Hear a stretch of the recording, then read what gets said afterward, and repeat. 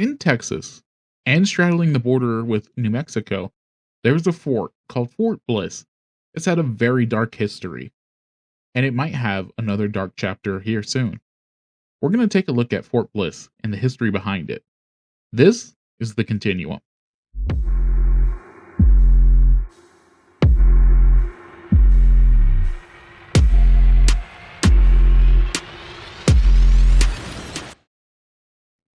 December 7th, 1941, Pearl Harbor.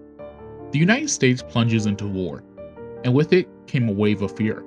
Politicians and military leaders looked west. Suspicious eyes turned towards Japanese American families who have lived in the United States for generations. Just 2 months later, Franklin Delano Roosevelt signed Executive Order 9066. The language was cold and bureaucratical. The consequences, though, were devastating. Overnight, more than 120,000 men, women, and children, 2/3 of them U.S. citizens, were labeled as a threat to national security. They were forced to abandon homes, farms, and businesses, and to report to a hastily built camp surrounded by barbed wire. Among these camps was Fort Bliss, a sprawling military base straddling Texas and New Mexico. Originally a training ground for soldiers, it became one of the many sites of confinement. Families were uprooted with little warning. Take only what you can carry, officials said. Everything else, heirlooms, homes, even pets, were left behind. This was not relocation, it was imprisonment, and it was only the beginning.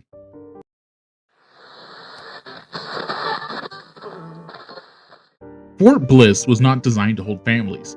It was a military base, turned into a prison almost overnight. Wooden barracks rose quickly, built cheap and fast. Thin walls offered little against the desert's punishing extremes. In summer, the heat was unbearable, 110 degrees baking the tar-papered walls. In winter, cold winds swept through cracks and boards, leaving families shivering. Dust storms rolled across the desert, coating every surface, filling lungs, and grinding into food. Inside, privacy was non-existent. Entire families crowded into single rooms no larger than a garage. Latrines were communal, kitchens overcrowded. Food was scarce, and what was provided was often foreign to the Japanese American families. Canned good, powdered milk, strange cuts of meat. Medical care lagged. Supplies ran thin. Disease spread quickly in the crowded conditions. For the elderly and the very young, the camps were not just prisons, they were death sentences. Everywhere there were guards. Towers rose above the wire, searchlights sweeping across the barracks at night. Families were told fences were for their protection, but everyone knew the truth. The guns pointed inwards. This was not relocation, this was incarceration. And daily life at Fort Bliss was a struggle to hold on to dignity in a place designed to take it away.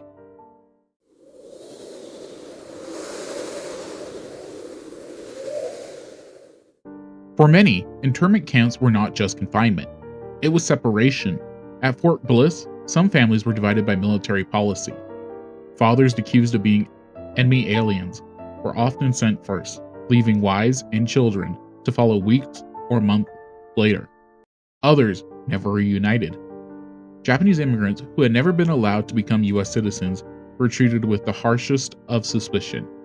Many men were arrested outright by the FBI, leaving mothers to care for children alone inside barbed wire. Letters were censored, visits were rare, if allowed at all, and while families clung to the hope of reunion, many never saw each other again.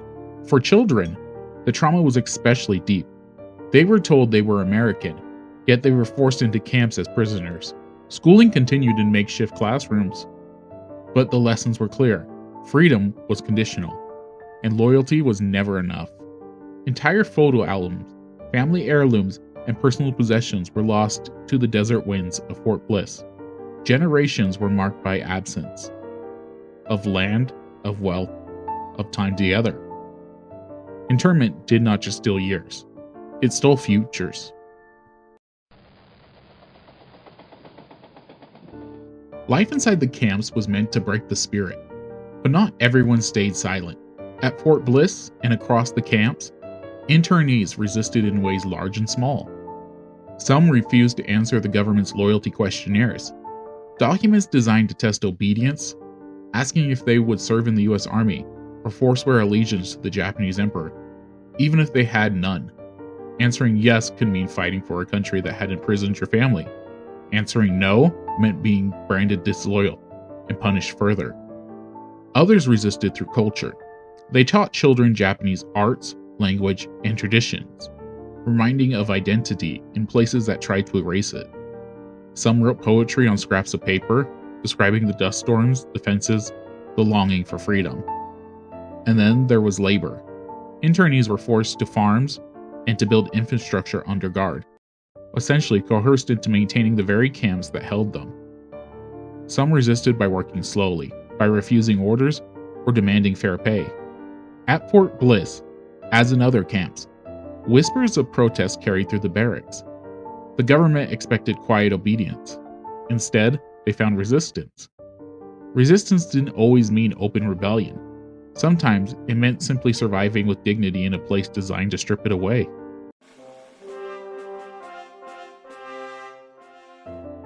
The United States government told the public that internment camps were a matter of national security. Officials used words like protection and military necessity. Newspapers warned of spies in California, saboteurs hiding in plain sight. But beneath the patriotic speeches, there was no evidence. Not a single Japanese American was ever convicted of treason during World War II. The truth was something else entirely. Investigations later revealed that the decision had little to do with danger. White farmers lobbied for removal, eager to seize Japanese-owned land. Politicians exploited fear for votes. Prejudice was dressed up as patriotism. Even the Supreme Court upheld the lie. In Korematsu versus the United States, 1944, the justices declared mass incarceration constitutional. For decades, this ruling stood as law. At Fort Bliss, internees were told they were being protected from angry mobs. But the barbed wire and guard towers told another story. The camps were not meant to keep people out. They were meant to keep people in. If Japanese Americans were truly dangerous, why were they never charged with crimes? Why were their sons allowed to fight in the US Army in Europe? The answer was simple. They were never dangerous. They were scapegoats. The lie of protection was powerful, but no lie lasts forever.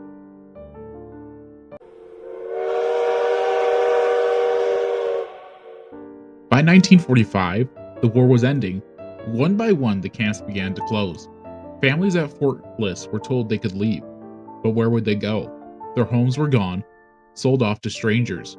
Businesses shuttered, bank accounts frozen. Years of absence had erased their place in communities. Some returned to graffiti scrawled across their old walls. Jap, go home. Others were attacked, threatened, and shunned by neighbors.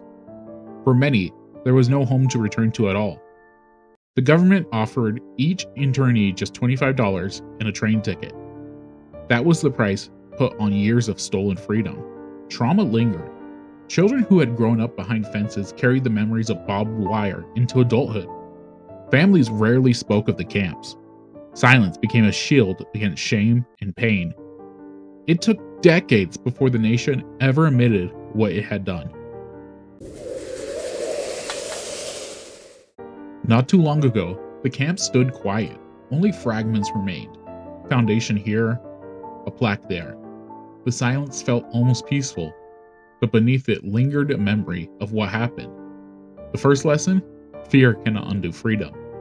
The second lesson, prejudice finds opportunity in crisis. The third, silence is dangerous.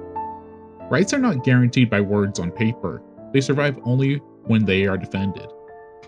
At Fort Bliss, as every camp, children once played behind fences they didn't understand. Mothers cooked in makeshift kitchens. Fathers tried to preserve dignity under guard towers. The barbed wire was real, but so was their resilience.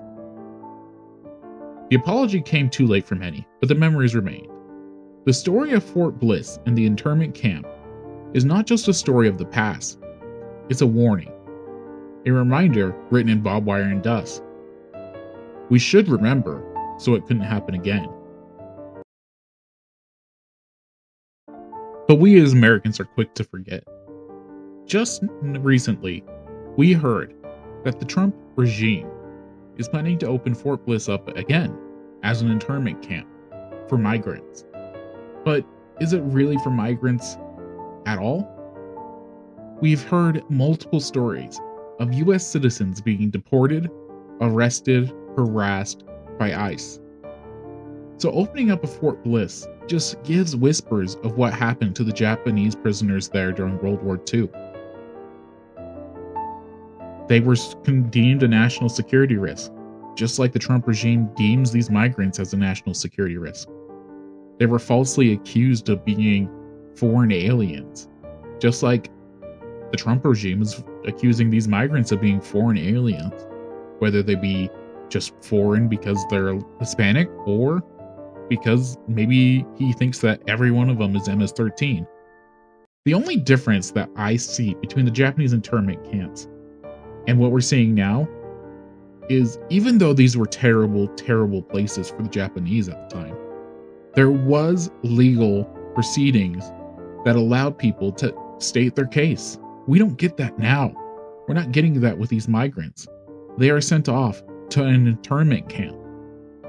No law, no court.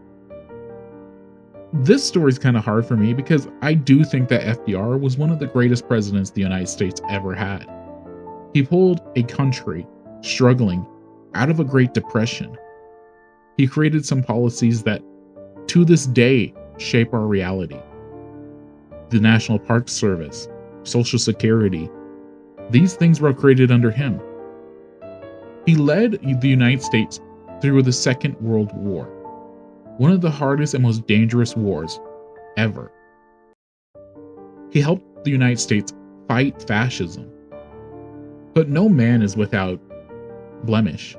I think that these Japanese internment camps are the biggest blemish on him. And though I don't want to be the bearer of bad news, but we're seeing it again. And the Japanese people that were in these camps are telling us, but nobody's listening. Thank you for listening. This has been the Continuum.